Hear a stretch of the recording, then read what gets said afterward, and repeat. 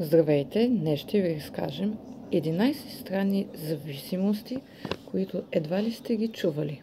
Когато се здобием с нов пирсинг, тялото ни секретира ендорфини като реакция спрямо болката, която ни е пробила от иглата.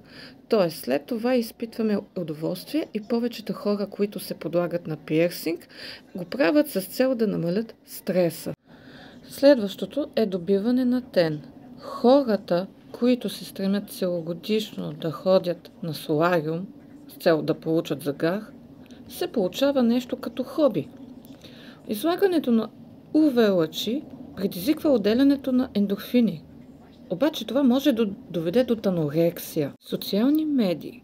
Около 8,2% от жителите на Америка и Европа са засегнати от тази зависимост. Хората, които не могат да живеят без да скролнат страниците във Facebook, Instagram или Google, често преживяват състояния подобни от химически субстанции. Отхвърляне. Има хора, които са жадни за любов и одобрение. Има и хора, които копнеят да бъдат отхвърлени. Преживяването да не бъдеш приет усилва вътрешния критикуващ глас на хората, които имат песимистична настройка, където е по-лесно да поддържат негативния мироглед, вместо да извадят лошите си мисли и да се научат да разсъждават позитивно. Отхвърлянето стимулира мозъчните части, свързани с мотивациите и наградите, които се ръководят от зависимостите. Яденето на моркови. Основата на тази зависимост е бета-каротините, които наподобяват зависимостта от никотина.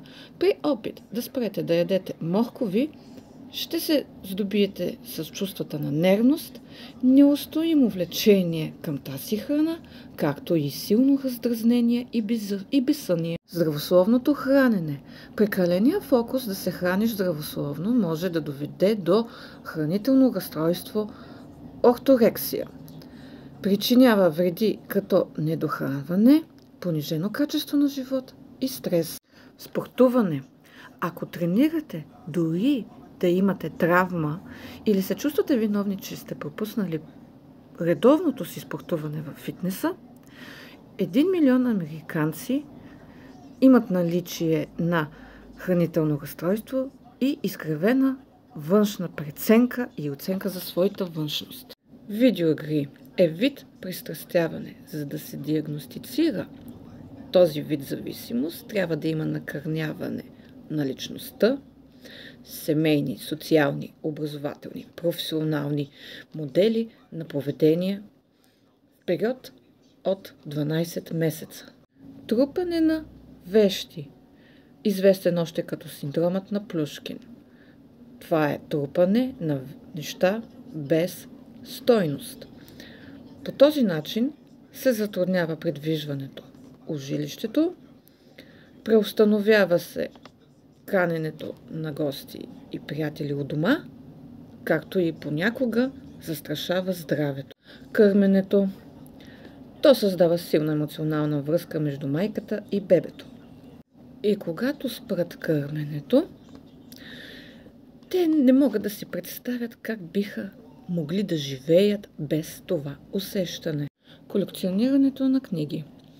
Това са хора, страдащи от библиомания, които не се довеждат просто до четенето на книги, а до притежаването им.